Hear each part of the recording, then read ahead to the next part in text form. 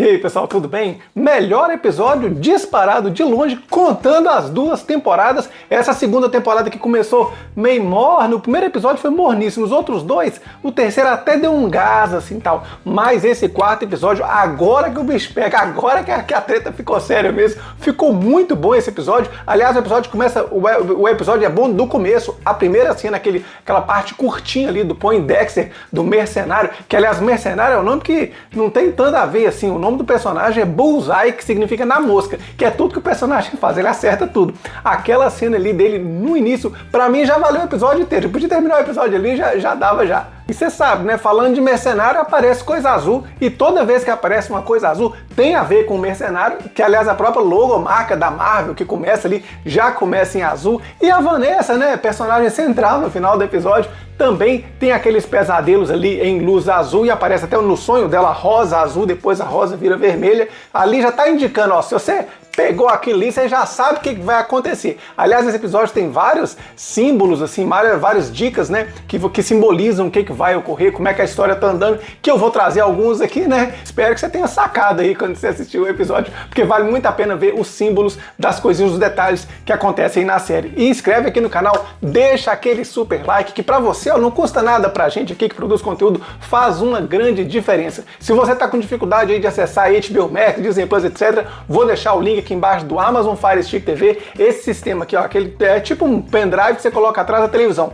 Colocou, tá resolvido, é muito bom. Aliás, ele é melhor do que todos os sistemas de televisão que eu tenho, né? Que eu já vi. Eu já tive da Samsung, da LG e da Android TV, e o sistema da Amazon aqui do Fire Stick é melhor. Vou deixar o link aqui na descrição. Se você adquirir pelo link, você ajuda demais o canal e não paga nenhum centavinho a mais por isso. Mas falando agora dessa super cena do mercenário, que aliás é um ator muito bom, o drama dele desde as outras temporadas pra mim já tinha destacado, começa ele cozinhando ali, né, fazendo uma alusão a outro episódio anterior aí que aparece o Kingpin, né, o rei do crime ali, cozinhando também pra mostrar a diferença dos dois. E uma das diferenças é que na hora que o Poindexter tá lá cozinhando, tudo vira um alvo. A boca do fogão é um alvo, a panela, ele vai colocar o óleo, aí o óleo é circular igual um alvo, o ovo também vira redondinho, certinho, tudo assim. A gente, quem diria que a melhor cena da série, não é só ele cozinhando, eu tô falando até o final dessa parte do mercenário, quem diria que a melhor cena da série é uma cena que nem tem o Demolidor, é só um cara sozinho armando contra a força-tarefa antivigilante. E claro que ele joga o ovo pra cima, sem olhar, não erra o ovo, joga a moeda pro mendigo lá, não erra também a moeda, também não erra nada.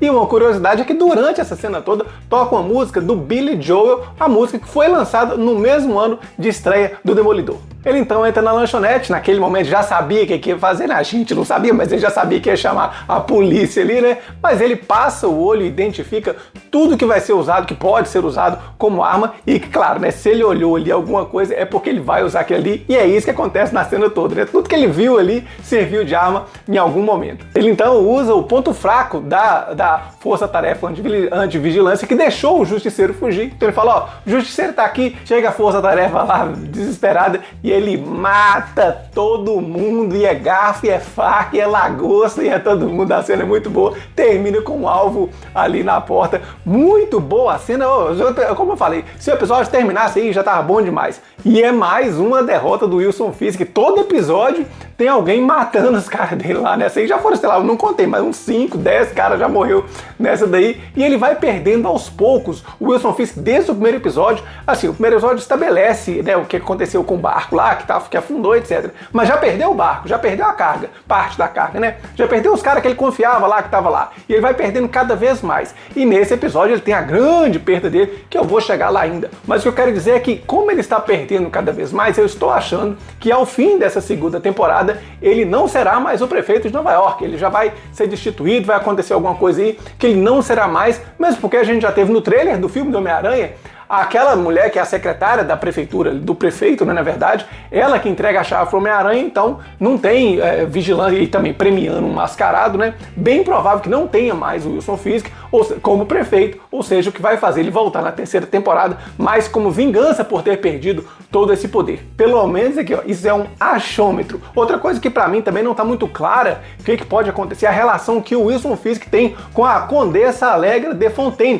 que mandou o Salsicha lá ajudar ele, tomar conta das coisas dele lá, mas ele que é meio ele é meio que tem, não é que tem medo, mas ele escuta aquele cara lá, ele diz, se fosse um cara qualquer, ele já tinha dado linha do Salsicha há muito tempo, mas não dá, ele deve ter uma relação com a Allegra de Fontaine que a gente não sabe. Pode ser que eles tenham algum caso antes, né, da série começar. Vai que antigamente rolou um pega-pega ali, né, e agora que terminou o episódio, a gente vê que no futuro ele pode restabelecer o contato com a Allegra de Fontaine. E falando em peguete, tá lá a Vanessa conversando com o Wilson Fisk, mas ela tá toda soltinha, dá as informações assim, meio truncadas, vai resolver o negócio dela com a vereadora, não, com a governadora lá sozinha, e assim, tá meio misteriosa, não tá contando as coisas direito pra ele, e ainda põe o vestido vermelho. Então, se a mulher faz isso, só não te conta as coisas, ainda põe o vestido vermelho, é porque tá pro crime. Mas esse vestido vermelho tem a ver com a simbologia completa e total e absoluta do que vai acontecer no fim do episódio. Lembra que eu falei da rosa vermelha, rosa azul, né, do mercenário, depois a rosa fica vermelha, e ela coloca esse vestido vermelho inteiro. Já tinha colocado o vestido vermelho outras vezes na temporada,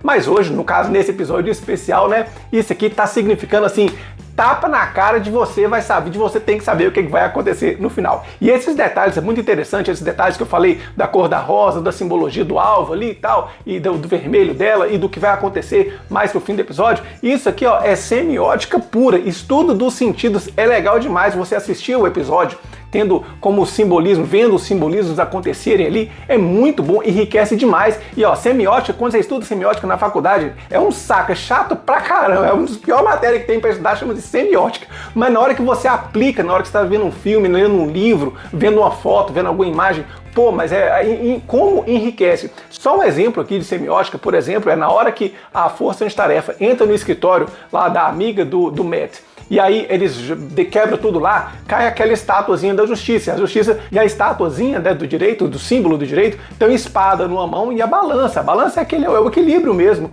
da justiça, né, de chegar na justiça, e a espada é o que pune mesmo. Na hora que cai ali, quebra quem? Quebra o lado da balança, ou seja, a lei não tá valendo coisa nenhuma. São esses detalhezinhos assim que enriquecem a história. Mas voltando a Vanessa, é interessante que nessa hora que ela se veste de vermelho e conversa ali com o Wilson Fisk, não só nessa hora, mas é interessante como várias vezes durante a temporada a série vem fazendo um paralelo entre o relacionamento do Fisk com a Vanessa e do Matt com a Karen. Inclusive, nesse episódio, mostra o Matt cada vez mais próximo a Karen, rola até um eu te amo, que não tinha rolado anteriormente, né? Os dois com um relacionamento assim, bastante espontâneo, bastante verdadeiro, um pro outro, físico até, sendo que na hora que mostra o Fisk com a Vanessa, eles estão cada vez mais distantes, desde o final da última temporada lá, você pode ver que ele mal encosta nela, aliás, ele encosta nela no ombro dela, assim, pela última vez nesse episódio, exatamente em cima do vestido vermelho, e aí tem esse paralelo da distância dos dois. Toda vez o relacionamento dos dois é realmente muito frio, em contrapartida com o do Matt. O Demolidor, então, vai atrás do mercenário e vai procurar na igreja. Chegando na igreja, ele reza pra quem? Ó céus, ó quem será? Santa Luzia, a padroeira dos cegos, olha que coincidência, né? Conversa com o carinha lá da igreja que ajuda ele, pelo batimento cardíaco, descobre que o cara tá com medo do mercenário. E aí, como falando pelo batimento cardíaco, de acordo com as informações que o Matt tem, ele aguça os super sentidos para saber que, assim, que o sino que bate na igreja, na porta que entra o som do sino é lá do outro lado do prédio, Senhor, haja sentido assim. Mas pelo menos tá bom, gente, tava fazendo falta, não tinha sentido nenhum quase, só tinha audição, assim. Ele sente nesse episódio, ele passa a mão, ele tira a luva, né? Aliás, o nome do episódio é Sem Luvas, ele tira a luva para poder passar ali no balcão, para sentir ali o que aconteceu. Então, assim, tem muito sentido. Dessa vez teve sentido até demais, mas enfim, eu prefiro assim, com sentido do que praticamente sem sentido nenhum, que já tivemos em episódios passados. E então ele acha o prédio, mas na hora que ele acha o prédio, olha que coisa, a luz que tá piscando ali no prédio é a luz vermelha e azul, que é a luz da polícia, mas assim,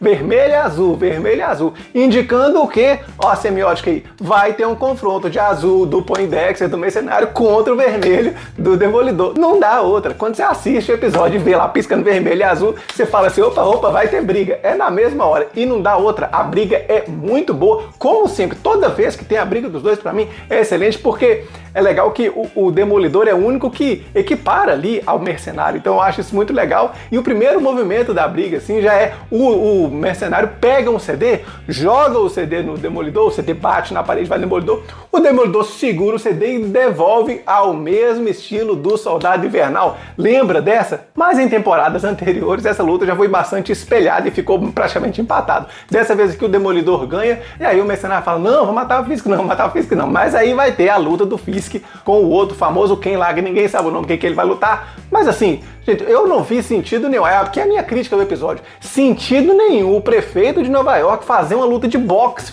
beneficente, zero sentido, assim, me tirou completamente da fantasia. E mais, foi fazer a luta num buraco daquele, porque aquele buraco lá que é Fogwell's Gym, né, aquela academia lá, é a academia que o pai do Demolidor morreu, é a academia que tem uma relação muito próxima com o Demolidor, que ele apareceu outras vezes na série, beleza. Mas é muita coincidência, e aliás, o prefeito fazer um efeito beneficente é para juntar fundos, ou seja, aquilo ali, já que é o prefeito, nunca que seria num buraco daquele, era pra ser num ginásio, coisa grande, coisa cheia, coisa grande, né, coisa assim com muita mídia, cheia de regras, etc. Nunca era pra ter aquele lá, aquele assim, me tirou completamente da fantasia essa hora aí. E outra coisa que me surpreendeu foi o seguinte, usaram cenas da Netflix. Hoje, se tinha dúvida se essa série era continuação da Netflix ou não, agora sim, atestado, solidificado, gente. Pra quem não queria nem olhar a série da Netflix, já tá bom demais, usaram cenas do passado ali, do Matt Murdock da Netflix. Mas voltando agora à fantasia, a luta de boxe no prefeito, no buraco, lá no muquifo daquele,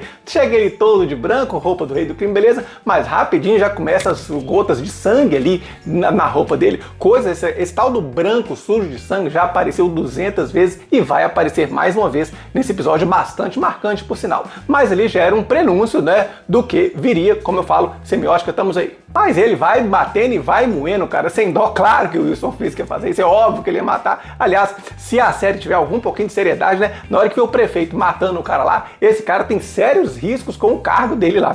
Talvez essa seja uma coisa que impulsione a perda do mandato dele.